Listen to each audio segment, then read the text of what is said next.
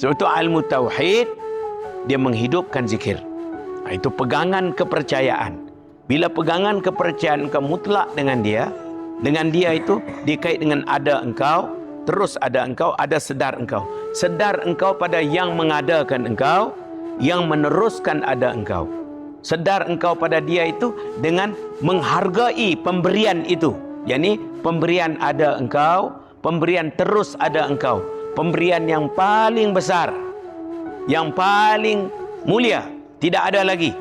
Pemberian wujud nikmat engkau, wujud ijad, imdad, huda war rasyad. Ini tiga. Ni'matul ijad, ni'matul imdad, ni'matul huda war rasyad.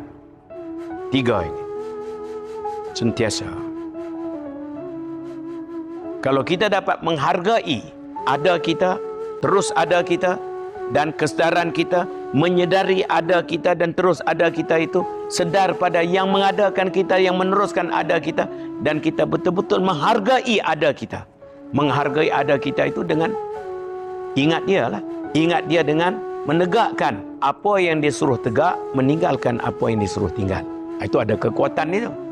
Dia sudah ada bangkitan dalam itu. Sebab tak layak dia nak buat lain pada itu.